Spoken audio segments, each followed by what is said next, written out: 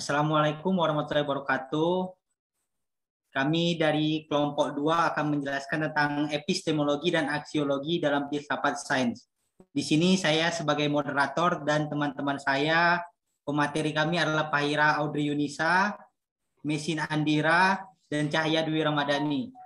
Jadi langsung saja kita mulai ke pembahasan yang pertama oleh Fahira Audrey. Pada Fahira, waktu dan tempat kami persilahkan.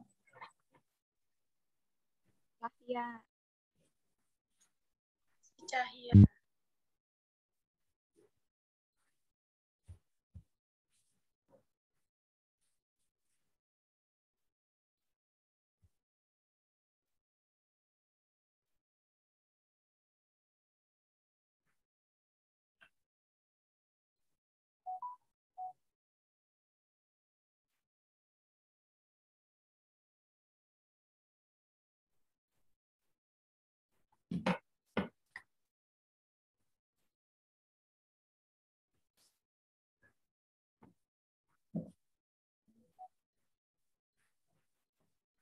Oke, ulangi.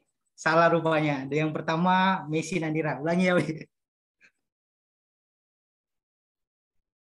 Assalamualaikum warahmatullahi wabarakatuh.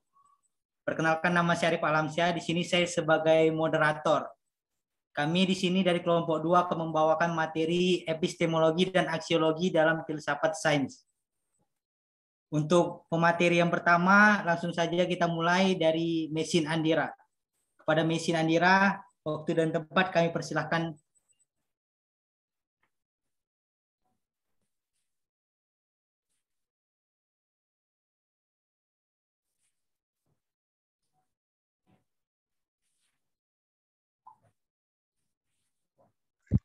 Si Cahya, bukan aku.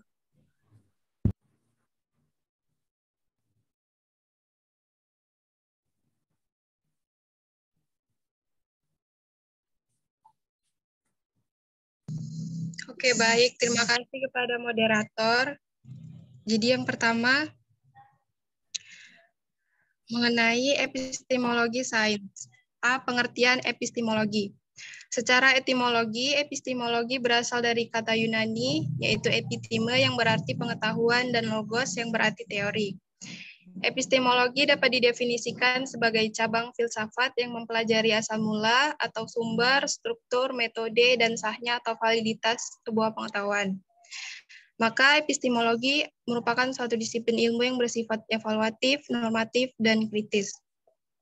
Kemudian, untuk objek pengetahuan sains merupakan semua objek yang diteliti oleh sains. Semua objek tersebut bersifat empiris. Objek kajian sains juga meliputi objek yang berada dalam ruang lingkup pengalaman manusia. Yang dimaksud pengalaman di sini ialah pengalaman indera. Dan objek juga dapat diteliti oleh sains seperti fenomena-fenomena alam sekitar, manusia, tumbuh-tumbuhan, dan juga hewan.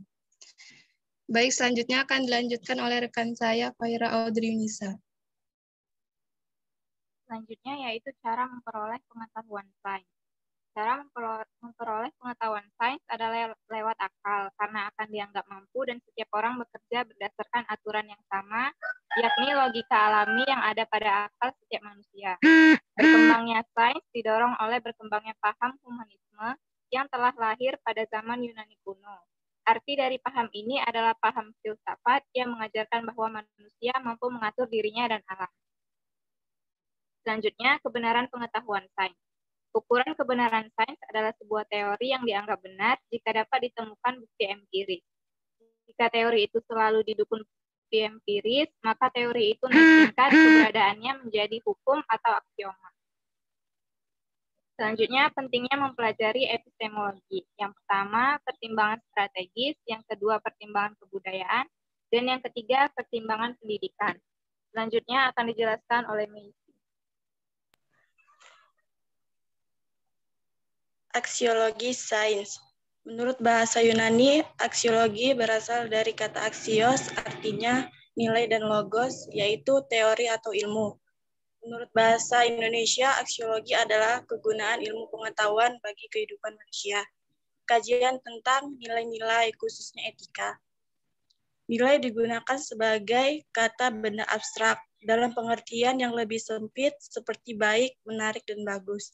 Sedangkan dalam pengertian yang lebih luas mencakup sebagai tambahan segala bentuk kewajiban, kebenaran, dan kesucian.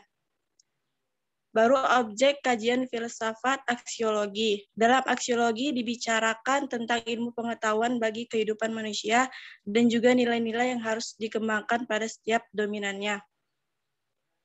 Aksiologi pada dasarnya bersifat ide dan karena itulah abstrak dan tidak dapat disentuh oleh para indera. Adapun kegunaan aksiologi terhadap tujuan ilmu pengetahuan.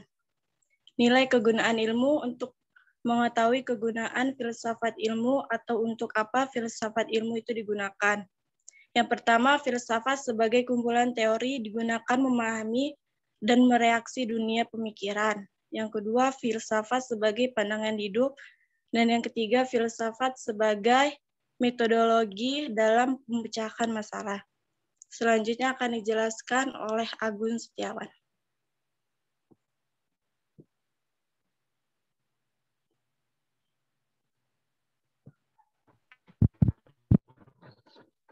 Selanjutnya, kegunaan ilmu sains. Pertama, teori sebagai alat eksplanasi. Kedua, teori sebagai alat peramal. Ketiga, teori sebagai alat pengontrol. Selanjutnya, cara sains menyelesaikan masalah. Dalam menyelesaikan masalah, ada beberapa langkah di dalam sains, yaitu pertama, dengan mengidentifikasi masalah. Dalam mengidentifikasi masalah ini biasanya dilakukan sebagai penelitian untuk memperoleh informasi sebanyak-banyaknya dan mengetahui secara lebih mendetail pada gejala yang timbul di tengah kehidupan masyarakat.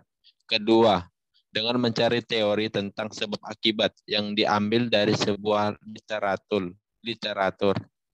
Hal ini bertujuan untuk mengetahui beberapa teori yang menjelaskan dari gejala yang timbul. Yang ketiga, dengan membaca penyebab kembali literatur. F atau netralitas sains. Netralitas biasanya diartikan tidak memihak atau non-blok. Dengan kata lain, sains disebut netral, artinya adalah sains tidak memihak pada kebaikan dan tidak juga kepada kejahatan. Pengertian tersebut menyebabkan bahwa sains itu netral atau sering diganti dengan istilah sains bebas nilai atau value free, bukan terikat nilai atau value board. Tentang epistemologi dan aksiologi dalam filsafat sains. Terima kasih. Baik, setelah dijelaskan pemahaman dari pemateri, selanjutnya kami buka sesi tanya jawab. Untuk setiap kelompok kami berikan satu pertanyaan. Dimulai dari kelompok 1, silakan. Assalamualaikum warahmatullahi wabarakatuh. Waalaikumsalam warahmatullahi wabarakatuh. Izin bertanya ya pemakala. Bagaimana hubungan epistemologi dan dengan agama-agama yang ada? Baik, gitu aja pertanyaan saya. Assalamualaikum warahmatullahi wabarakatuh. Waalaikumsalam warahmatullahi wabarakatuh. Terima kasih pertanyaan untuk kelompok 1. Selanjutnya kepada kelompok 3. Kami persilahkan untuk pertanyaannya. Di sini saya mewakili kelompok 3 izin bertanya. Jadi pertanyaan dari kelompok 3 adalah bagaimana sih hubungan aksiologi dalam konsep agama? Itu aja. Makasih. Baik, terima kasih. Selanjutnya kepada kelompok 4 kami persilahkan.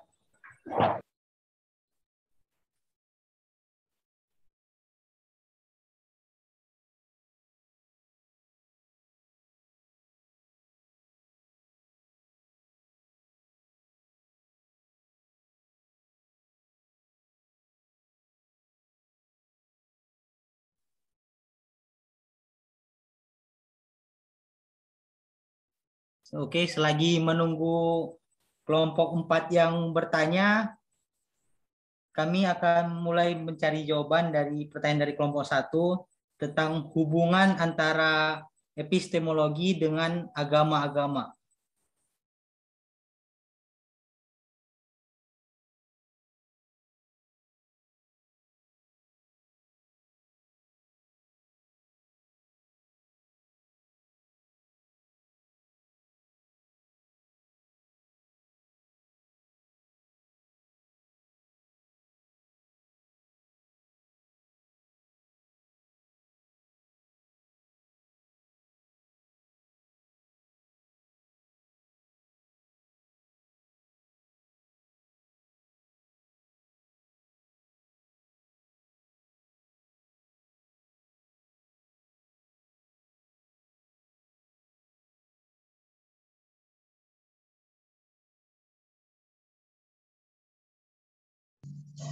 Oke, baik. Izin moderator, saya ingin menjawab pertanyaan dari kelompok 1. Di pertanyaannya, bagaimana hubungan epistemologi antara sains dan juga agama? Jadi, epistemologi agama berangkat dari sebuah keyakinan yang kokoh. Dari keyakinan itu dikumpulkanlah bahan-bahan dan postulat untuk membuktikan keyakinan itu. Jika bahan-bahan dan postulat itu sesuai dengan keyakinan yang dideklarasikan agama, maka kepuasan dan kelegaan spiritual dan intelektual dicapai. Dan ujian ini juga dan ujian serta cek dan recheck juga dilakukan tidak untuk menggugurkan keyakinan, tetapi lebih untuk menambah keyakinan dari yang tadinya ilmul yakin menjadi ainul yakin, dan seterusnya menjadi hakul yakin. Selanjutnya akan dilanjutkan oleh Fahira. Saya akan melanjutkan jawaban dari Cahya. Sebagai contohnya, agama mendeklarasikan adanya Tuhan, lalu diadakanlah analisis terhadap berbagai bukti adanya Tuhan. Akhirnya, setelah dilakukan berbagai pembuktian, maka dicapai kesimpulan bahwa memang Tuhan benar-benar ada. Dengan demikian, keyakinan bahwa Tuhan itu ada membuat penganutnya semakin yakin akan kebenaran agama. Sekian jawaban dari kami. Baik, bagaimana untuk kelompok 1, jawaban dari kelompok 2? Saya terima jawabannya. Terima kasih Pemakala. Assalamualaikum warahmatullahi wabarakatuh. Waalaikumsalam warahmatullahi wabarakatuh.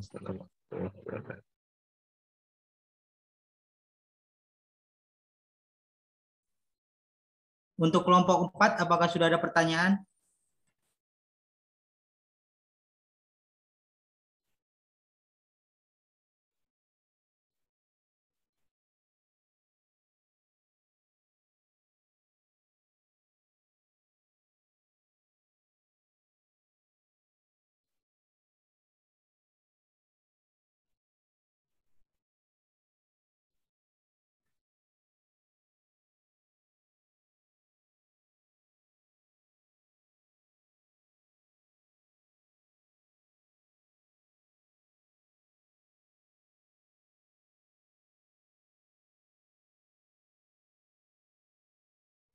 Oke, baik. Di sini saya akan menjawab pertanyaan dari kelompok 3.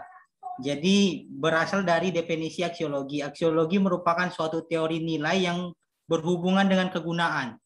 Jadi, aksiologi ini dia membahas tentang kegunaan itu. Hubungannya dengan agama, dia akan mengkaji tentang fungsi dari keyakinan tersebut, fungsi dari keyakinan kita terhadap agama tersebut. Itu pendapat saya tentang hubungan antara aksiologi dengan agama. Kalau untuk aksiologi dengan kajian Islam itu terdapat seperti gerakan sholat itu fungsinya apa untuk kesehatan, itu termasuk dari pemaparan aksiologi sendiri. Itu saja jawaban dari kelompok 2. Bagaimana untuk kelompok 3? Saya akan menambahin pertanyaan dari Kiki. Oke. Kepada Mesin Andira, dipersilahkan. Hubungan aksio dengan agama. Di dalam komunikasi ilmiah, proses komunikasi itu sendiri harus bebas dari unsur emotif agar pesan-pesan ilmiah yang disampaikan bisa diterima secara reproduktif, artinya induktif dengan pesan yang dikirimkan. Akan tetapi sebaliknya, sangat sukar dilaksanakan kecuali informasi yang disampaikan itu menyangkut tentang hal-hal yang tidak pasti. Hal inilah yang merupakan salah satu kelemahan bahasa hukum sebagai sarana komunikasi ilmiah. Bahasa mempunyai kecenderungan emosional.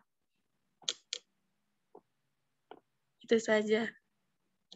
Gimana buat kelompok 3? Bagaimana kelompok 3?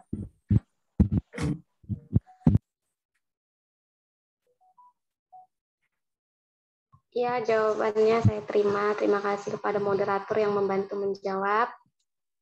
Semoga jadi ilmu untuk kami. Untuk kelompok 4, apakah tidak ada pertanyaan? Ada. Izin bertanya. Oke, silahkan. Perkenalkan, saya Nurisa Aulia dari kelompok 4 ingin bertanya. Pertanyaannya, berikan contoh peran filsafat dalam memecahkan masalah terkait situasi saat ini. Saja, terima kasih.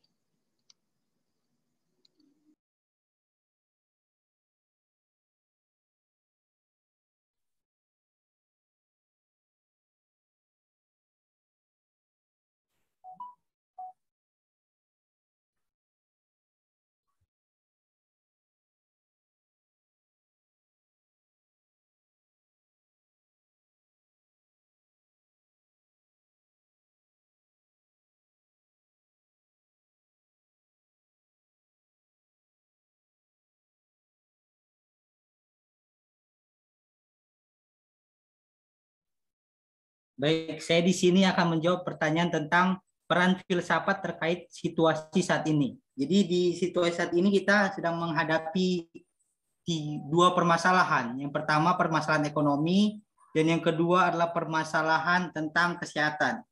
Filsafat dalam hal ini mengkaji secara aksiologi, secara kegunaan mengenai PPKM itu adalah hal yang bagus sebenarnya kalau secara filsafat. Karena dia mencegah dari mewabahnya yang lebih besar. Itu kajian dari filsafat secara kegunaan dari situasi saat ini. Sedangkan dari sisi lain, secara epistemologi, filsafat mengkajinya berbeda. Dia mengkajinya dari sudut ekonominya. Karena PPKM diberlakukan, maka ekonomi masyarakat akan semakin turun karena pembatasan yang dilakukan. Ekonomi menurun, tingkat kesenjangan sosial akan menurun. Itu sih kajian tentang filsafat yang dihubungkan dengan aksiologi dan epistemologi dengan kondisi saat ini. Bagaimana kelompok 4? Jawaban saya terima kasih. Oke, alhamdulillah telah selesai diskusi pada hari ini dari kelompok 2. Kami meminta maaf apabila ada kesalahan kata. Demikian presentasi dari kelompok 2. Wassalamualaikum warahmatullahi wabarakatuh.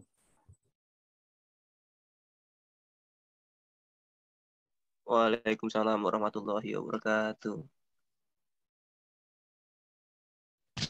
Oh iya, ini kelompok 3-4 lanjut nanti malam habis Isya ya. Nanti kita kabar-kabar lagi di grup.